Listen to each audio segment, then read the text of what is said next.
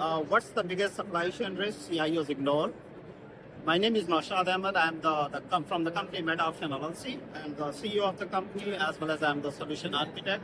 I'm going to answer the question by explaining one of our solutions and some real life examples that we came across during our implementations.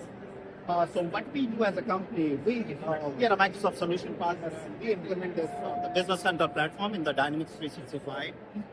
This is the ERP solution which is for a small to mid-sized businesses. A company is running like $20 million to even $1 billion or $500 million. They actually generally implement in the manufacturing, wholesale distribution and everything. So what the MetaWMS solution does, this actually is a warehousing solution which is more integrated to the ERP platform in the real time. One of the customer I did speak last week, one of the prospects right here in the Los Angeles. I'm not going to name the customer though. Big guy, like a lot of the experience, 27 years, 40 years experience running into that position.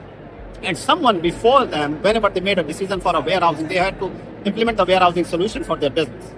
In this particular instance, they went with a solution which is outside of the platform, outside of the Business Center platform. It is a disconnected solution they decided to move forward whenever they have implemented. One of the biggest pain points, and they actually ended up spending a huge amount of money, hundreds of thousands of dollars into that solution. One of the biggest points the CIOs they ignore, and even whoever made that decision ignore it. And this is not one instance. We constantly coming across this, the disconnected systems. One of the recommendations I'm having for the CIOs is like, hey, look into the integrated platform. Don't go with the disconnected systems. Like you have a system one, you are syncing the data from here to here. This data is not syncing because that information is missing. Oh, I have a size is wrong over here. I have a variant of the product wrong over here. So one of the suggestions that I'm having that every CIO should be looking into is look for the integrated platform.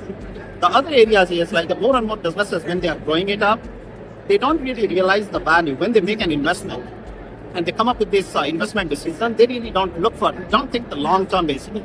They are really thinking about a very, very short term. And they continue to use the same product, and what they are really doing is they are holding the growth of the company.